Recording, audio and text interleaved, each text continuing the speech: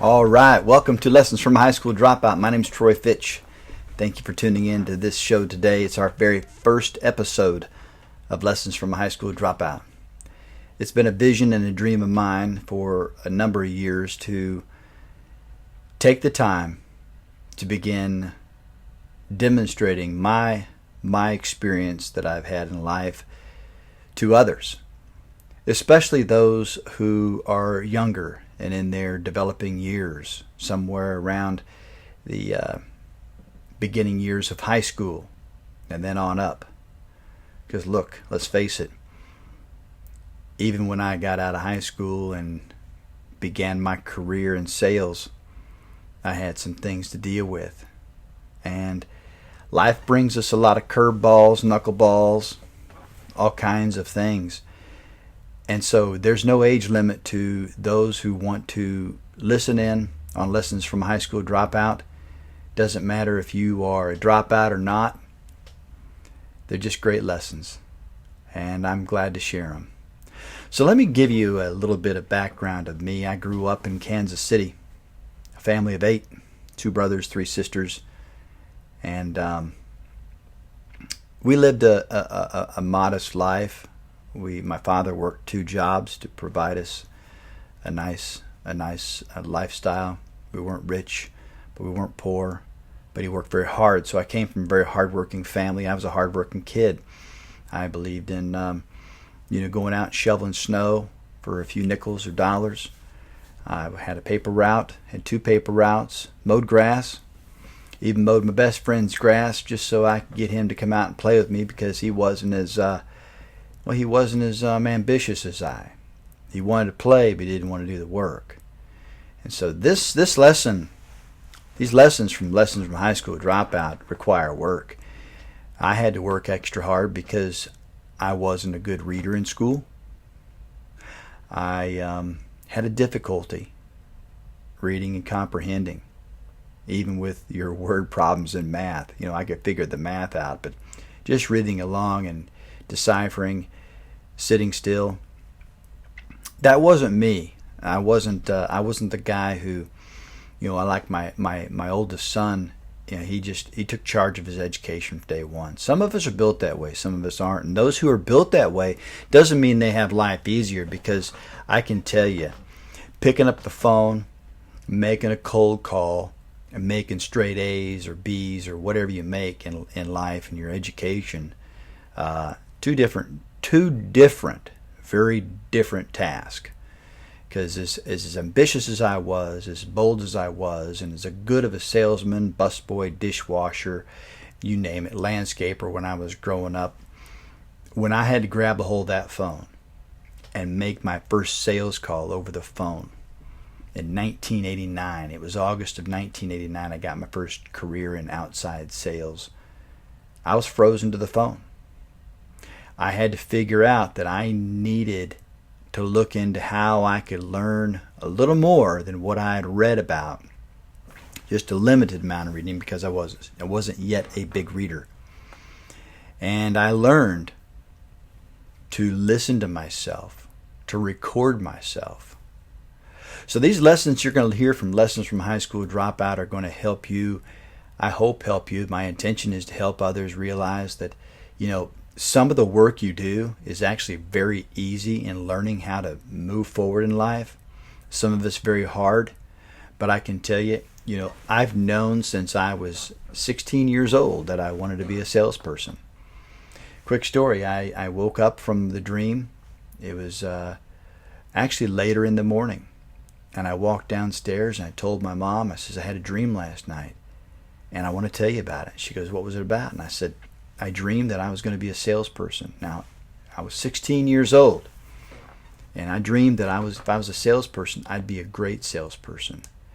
And not only that, there was some confirmation in this vision, in this dream, that I would be able to have, the hair I have, long hair, and that kind of gave me a real comfort, and it kind of gave me confirmation of acceptance, the fact that, I wanted to have long hair. This is 1980. This is 1980 that this occurred, and I want to be me. I want to be a salesperson, professional salesperson. And I think that came from my experiences of delivering papers, collecting money, working in the restaurant industry. I was a dishwasher in the beginning when I was 12.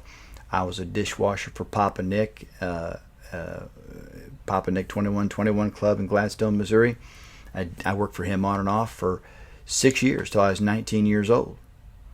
But I learned great communication skills in being in front of people time and time again. And, having learned that, it didn't make it necessarily easier when I had to pick up the phone and call someone on the other side I didn't know. So I quickly began to say I needed help, and I would listen to audio tapes. I would listen to Zig Ziglar, Brian Tracy, anybody I could find. And I think that's been a great benefit. But one of the things that Troy Fitch discovered over 30 plus years of being in sales and being an entrepreneur, running my own companies and working for some great businessmen, great business leaders through the years, I learned to listen. I learned how to keep my mouth closed about what's important to me in my goals and dreams. And I learned that the friends I wanted to have were going to be older than me and have more experience. So I'm going to show you some of my life in some pretty unique ways. But let me don't get sidetracked. I get sidetracked a little bit because I'm just doing this. I'm not going from notes. I don't have an agenda out today. I'm just making this happen right now, live. But one thing that was really interesting, when I did get into sales, by the time I got into sales, I was 21 years old. And it was inside sales. And so it was a little different. It was a kind of great warm-up to the outside sales. But by the time I was 25, I got my first career in outside sales. And ironically, the long hair that I had this vision of, that I would be able to be a great, successful salesperson and people accept me with long hair, I didn't even have long hair at that point in time. It wasn't important to me. I wanted to look like a very astute, sharp-dressed businessman, even though, when I was young and started my first career in sales and inside sales for Midwestern Paper Company in Kansas City, I didn't have nice clothes. I didn't have the money. I shopped at the Goodwill. I wore ties that were pre-owned, shirts that were pre-owned. But I'm going to tell you what, I put it all together, and I looked pretty sharp. Matter of fact, you wouldn't know it today. But this nice jacket, this very nice jacket, I bought at the Goodwill. There's no lie. I'm not making this up. Now this tailored shirt, on the other hand, with cufflinks and everything else, goes real good with it. But I'm kind of thrifty. I kind of like style. And today, I figured out that it doesn't matter if you got hair or not or whatever, because some of us just are happy the way we are. It's an amazing thing. When I was preparing to make this first podcast video, I was trying. And what happened is I wasn't happy. Just being, blah, blah, blah, here I am on the computer talking to you, Hey, let's ham it up a little bit. Loosen up a little bit. Don't be so stiff. Because you know what? As proud as I am to have achieved what I've achieved as a dropout from high school, the work that I put in was far, far greater work than I ever did in school. The lessons that I've learned were far more than you'll ever get in an education. What I learned through some of the great teachings of Mr. Ziegler, whom I had the honor and pleasure to work with about 15 years ago, is that inside each of us, we have a gift. The Bible never talks about education. but it does talk about your gift. And I learned to tap into my gift of communication. I'm not saying I'm the greatest communicator. I don't necessarily think I am. Living in the South for so long, I guess I have a Southern drawl. Whatever, But I like differences. I like meeting people who are different. So be you, be different. That's what I did today.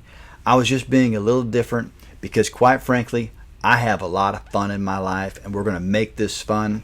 We're going to make it where this studio right here in my home office is going to reach out to millions and millions of people and touch the lives of men and women in our country, in our jails and prisons, and we're going to transform not only the way people are educating themselves, but we're going to transform our prisons and our jails to where we don't have idle minds. I think, as my father once said, a lot of times he said, the devil's, idle mind is devil's playground. And that's very true. So we're not going to have idle minds here. We're going to expand our minds. We're going to talk about neuroscience. We're going to talk about visions and dreams. We're going to talk about the energy.